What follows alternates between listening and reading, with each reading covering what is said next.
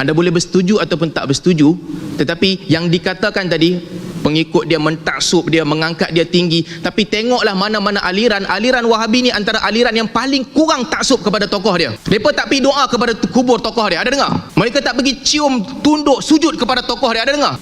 Dan pujian sebegini rupa datang daripada Syekhul Azhar, bukan datang daripada mereka sendiri.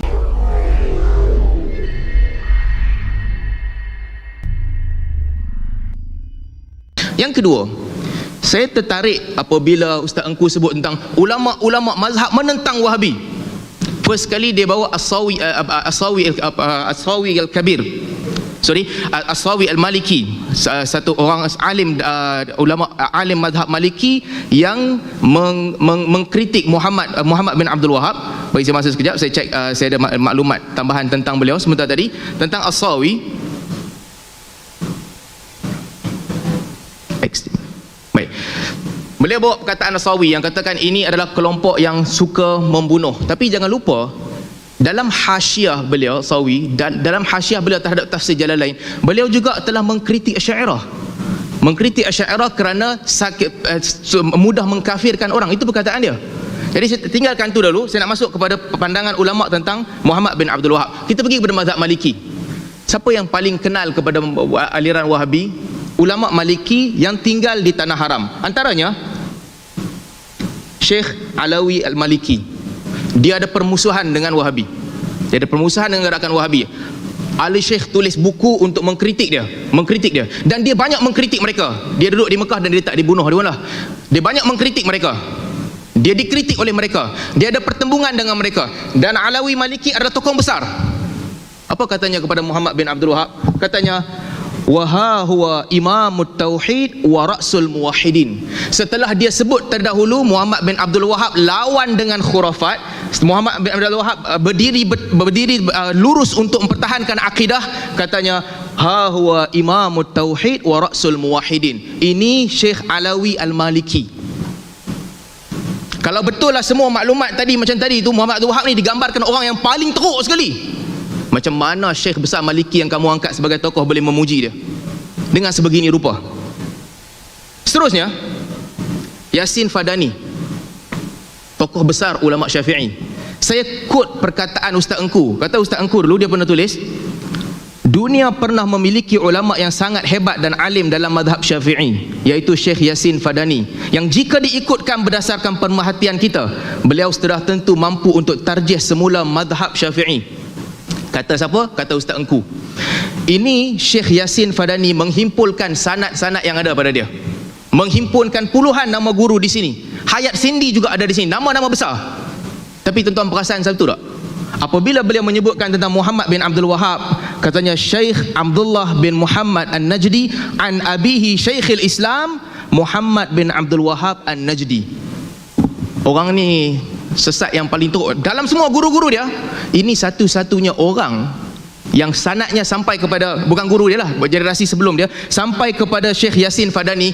Dalam ramai list ni, ini katanya Syekhul Islam. Apa dia tak tahu pembentangan tadi itu semua? Kenapa? Kerana pembentangan tadi itu semua bukan pasal Muhammad bin Abdul Wahab.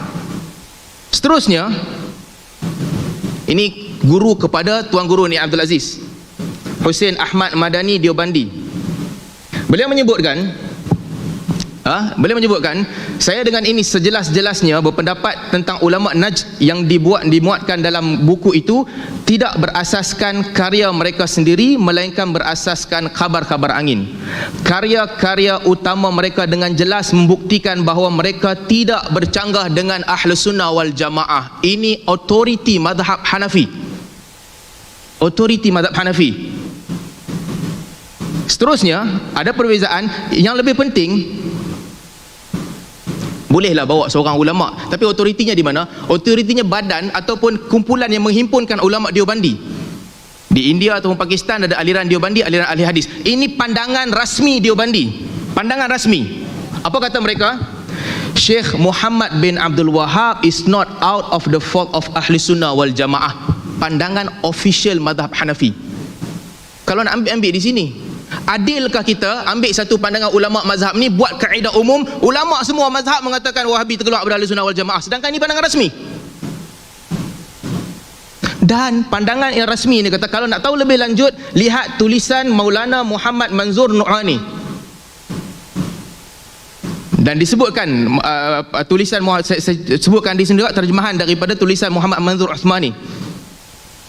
Maka katanya, ternyata penyebaran propaganda ini di negeri Hijaz dan celaan serta makian terhadap kepribadian Syekhul Imam yang tidak elok jika didengari oleh umat. Begitu hebatnya kata-kata kotor yang diutarakan, sebahagiannya kita dengar hari ini juga, sehingga akan bagi umat Islam yang mendengarnya, mereka akan beranggapan bahawa Syekh Muhammad bin Abdul Wahab rahimahullah adalah orang yang paling kafir di seluruh alam. Ada ring bell tak? Begitulah yang kita dengar tadi. Ini kata Maulana Manzur Nu'mani Deobandi. Baik, bagilah tokoh-tokoh yang diiktiraf dalam negara kita. Dua tokoh dalam negara yang pernah mendapat pengiktirafan Ma'al Hijrah. Dr. Wahbah Az-Zuhaili memuji Muhammad bin Abdul Wahab. Katanya antara suara kebenaran yang paling berani dan antara pendakwah islah pembinaan jihad yang paling besar. Dr. Wahbah Az-Zuhaili. Kata Dr. Yusuf Al-Qaradawi, Imam Muhammad bin Abdul Wahab yang menjadi keutamaan adalah untuk menjaga akidah. Di bawah itu melancarkan gerakan dakwah bagi memusnahkan pelbagai fenomena kesyirikan. Dr. Yusuf Al-Qaradawi. Dan seterusnya, ulama Azhar Jadul Haq, Syekhul Azhar. Ini saya tak jumpa ulama Wahabi pempuji begini, tapi Syekhul Azhar Jadul Haq memujinya. Katanya, dia menyebutkan, wa qad jaa fil hadits syarif qaulin Nabi sallallahu alaihi wasallam, innallaha yab'atsu li hadhihi al-umma ala ra'si kulli mi'atin sanah man yujaddidu laha dinaha. Dia menunjukkan Muhammad bin Abdul Wahab pada martabat ni, yang pengikut Muhammad Abdul Wahab pun tak bagi dia martabat ni, mujaddid abad ini.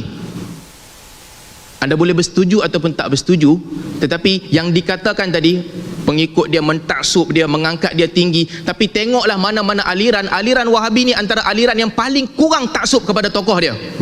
Mereka tak pergi doa kepada kubur tokoh dia, ada dengar? Mereka tak pergi cium, tunduk, sujud kepada tokoh dia, ada dengar? Dan pujian sebegini rupa datang daripada Syekhul Azhar, bukan datang daripada mereka sendiri. Tiba-tiba datang ke sini dibawakan ideologi seolah-olah kelompok ini kelompok yang paling taksub kepada guru mereka. Seterusnya, Ahmad Tayyib, Syekhul Azhar yang baru ni, apa dia buat? Setelah berlaku perhimpunan ulama di Chechnya, dia balik dan buat kenyataan berlepas diri, kenyataan media berlepas diri. Dan dia menyebutkan dengan jelas bahawa Syairah, Maturidiyah dan juga Ikhwanuna Salafiyah adalah semua ahli sunnah wal jamaah. Ini Syekhul Azhar yang sekarang ni. Jadi pandangan ulama mesti dilihat secara menyeluruh, jangan selektif. Ada tak yang mengkritik? Saya setuju ada yang mengkritik. Poin-poin kritikan tadi memang ada. Saya akan jelaskan sebentar nanti. Apakah yang mengkritik itu tokoh? Mereka juga tokoh, betul. Tapi berlaku adil lah. Berlaku adil. Bawakan ke semua pandangan dan lihat secara pertengahan.